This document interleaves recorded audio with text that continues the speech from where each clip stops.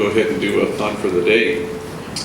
They say that not everything that is faced can be changed, but nothing can be changed unless it is faced. So I always presume that that's kind of bad news, any sentence that begins with face it or face the fact, that sentence is not going to end well, Face it, you can't play basketball. Face it, no, it's just a general. It's not looking at anybody. Face it, you can't cook, or face it, you can't hold a note, or whatever it is, Sometimes, people perhaps have even heard scandalous, awful things like, face the fact you're a loser, face the fact you'll never amount to anything. It's always about facing, seems to be this negative thing. But the truth is, face the fact, brace yourself. You're amazing, you're wonderful, you're worthy, you're holy, you're thoroughly good. Those are the facts that you need to face and connect yourself to this spacious, expansive truth about yourself. I don't know why. The other day I was thinking about Trayvon, and we have him immortalized there in a sculpture along with Moreno. Trayvon worked here a number of years ago and sadly was killed. I was reading the paper this morning where Obama called Nelson Mandela a great soul. Well, Trayvon was a great soul. Anybody who knew him knew that he was. He was pretty unique and very funny and witty. Everybody knew his routines. He'd be on the second floor and he'd walk past the cubicles and he'd kind of clap and get everybody's attention and he'd say, "Stay focused, people." He always said that. It was a routine that never got old, I remember once I was having lunch with him with a couple homies and he was explaining something. And I, kind of asked, well, I don't understand what you mean. And he would never, he always felt like the problem was not with his explanation, but with perhaps my ability to understand. And he'd roll his eyes and he'd say, "Pass the mustard and catch up."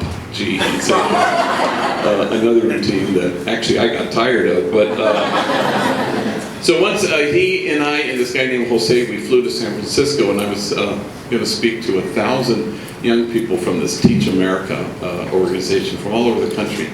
And so, I said, come along for the ride. And they'd never been on a plane, of course. And so we went to San Francisco and ate bomb-ass food. And I gave them some feds so they could buy little gachi-vachis for their loved ones and stuff.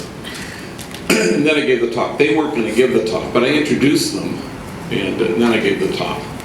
And then afterwards, I watched as all these young people, mainly females, surrounded these two guys, and they were holding court, Of course, nobody surrounded me, but I noticed, I was watching from afar as they were kind of holding court. Well, finally, we had to get to the airport because we were going to go home, and I point to my watch and I signal to Trayvon, and they bring it to a close, and we're walking to the parking lot, and I said, "Wow, those females sure were interested in the two of you." And Trayvon said, "Let me just say that we were reaping the benefits of your talk." He said, "Yes, apparently you were."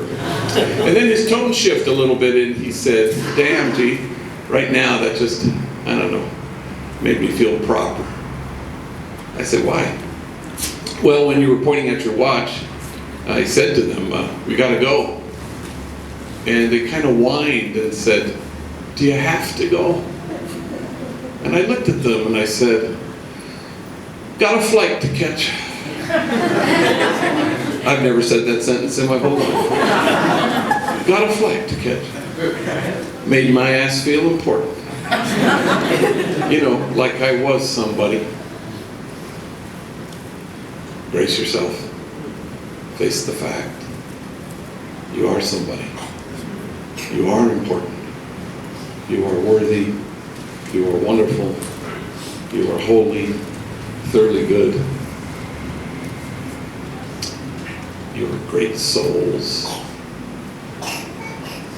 Might as well face it.